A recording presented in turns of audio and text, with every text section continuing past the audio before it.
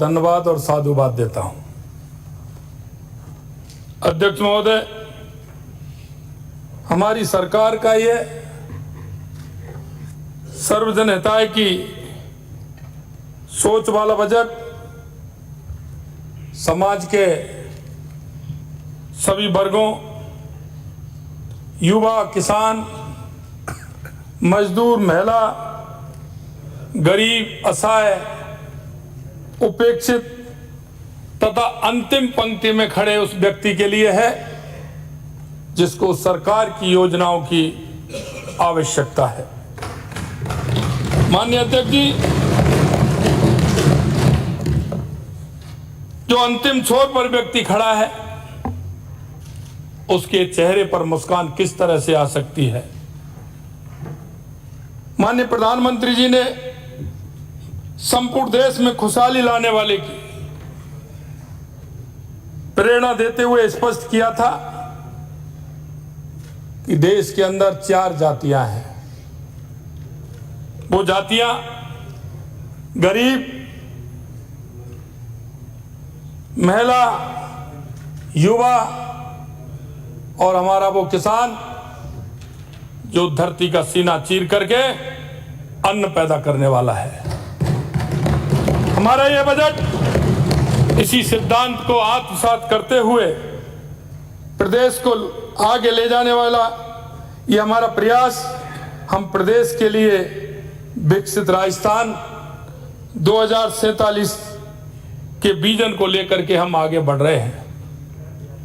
आम जन की जरूरतें, उम्मीदें पर पूर्णतः खरा उतरने वाला इस बजट से विपक्ष को स्वयं के अस्तित्व को इतनी चिंता हो गई है कि माननीय नेता प्रतिपक्ष को लगता है कि प्रदेश में उनकी पार्टी का भविष्य अंधकार में है।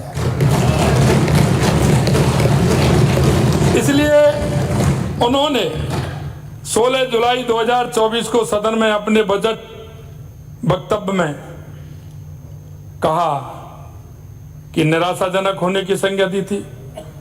आपको इस बजट की आलोचना करने के लिए शब्द नहीं मिल पा रहे हैं, इसलिए आप अपने अंदर की भावनाओं को प्रकट कर खींच मिटाने का प्रयास भी आप कर रहे हैं। आपको इस बात से और भी अधिक निराशा हुई कि आपके कई साथियों ने खुले मन से तथा कुछ साथियों ने दबी जुबान से इस बजट की प्रशंसा की।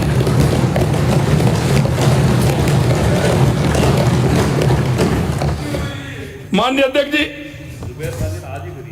हमारे 10 संकल्पों का उद्देश्य प्रदेशवासियों की खुशहाली के साथ ही विकसित राजस्थान का निर्माण, विकसित राजस्थान की हमारी संकल्पना के अनुसार राज्य के सभी वर्ग, विशेषकर गरीब, वंचित, युवा, महिला, कृषक, सभी का विकास। इसमें अंतिम पंक्ति में खड़े व्यक्ति को स्वाभाविक रूप से सबसे अधिक लाभ होना चाहिए। आधारभूत ढांचे का विकास, उद्योग धंधे, कृषि, सेवा के क्षेत्र में विस्तार से राज्य की अर्थव्यवस्था सुदृढ़ होगी, जिससे रोजगार के अवसर सृजित होंगे, जिसका लाभ समाज के सभी वर्गों को मिले।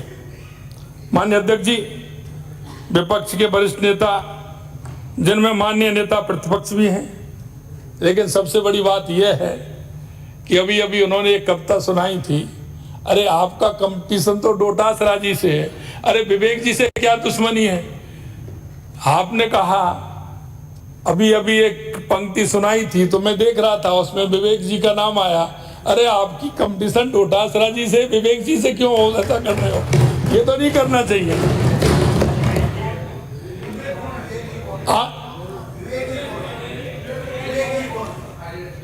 रोहित जी,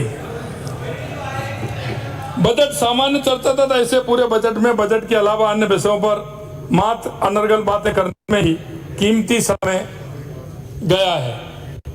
अगर कीमती समय गया है, ऐसा लग रहा था कि मानो इन वरिष्ठ सदस्यों को प्रदेश व प्रदेशवासियों की कोई चिंता नहीं है। मैं माननीय सदन में आज वित्त विधेयक एवं विनिमय विधेयक पर चर्चा करते हुए बजट से संबंधित कुछ मुद्दों पर सभी का ध्यान भी आकर्षित करना चाहूंगा, किंतु इससे पूर्व सदन का नेता होने के कारण यह भी मेरा दायित्व है कि हमारे इन साथियों द्वारा निरंतर फैलाए जा रहे भ्रम और झूठ के बारे में भी स्थिति स्पष्ट करना आवश्यक है। माननीय अध्यक्ष जी, कांग्रेस के लोग हमेशा संविधान और लोकतंत्र की बात करते हैं। मैं आपसे कहना चाहता हूं माननीय अध्यक्ष जी कि जरा मैंने उस दिन भी कहा था और आज भी मैं कहना चाहता हूं, एक बार अंतरात्मा की आवाज आप अपनी सुनिए कि लोकतंत्र में आपने कितना ध्यान रखा है। संविधान व लोकतंत्र की बातें करने वाले नेता प्रतिपक्ष जी को मैं लोकतंत्र का वो काला दिवस 25 जून 1975 भी याद दिलाना चाहता हूं, जिस दिन तत्कालीन प्रधानमंत्री श्रीमती इंदिरा गांधी ने मात्र अपने पद को बचाने के लिए आपातकाल लगाकर भारतीय लोकतंत्र का गला घोंटते हुए लोकतंत्र की हत्या की थी। जनता के अधिकारों की आवाज उठाने वाले अधिकांश नेताओं तथा अन्य विरोधियों को मीसा के अंतर्गत जेल में डाल दिया गया था। इस दौरान न्यायपालिका के अधिकारों पर कुठाराघात किया गया था। इसके साथ ही मीडिया पर भी सेंसरशिप लगा दिया गया था। संविधान में भी संशोधन कर लोकसभा तथा राज्य विधानसभा के कार्यकाल में बढ़ोतरी कर दी गई थी। यह बात उस दौर को देख चुके लोगों के साथ ही आज की नई पीढ़ी के लिए भी सबक के रूप में याद रख सके, इसलिए 25 जून को संविधान हत्या दिवस घोषित किया गया है, क्योंकि आने वाली पीढ़ी को भी यह ध्यान रहे कि 25 जून को किस तरह से लोकतंत्र का गला घोंटा गया था और देश के अंदर किस तरह से अराजकता फैलाई गई थी। इससे पहले बात करने से पहले लोकतंत्र की हमें अपने आप को भी सोचना पड़ेगा। यही नहीं, केंद्र में आपके पास भी आ रहा हूं, आपको बता रहा हूं, माननीय सदस्य, यही नहीं, माननीय सदस्य बैठिए। यही नहीं, विपक्ष के नेता को पूरी तरह सुना गया है।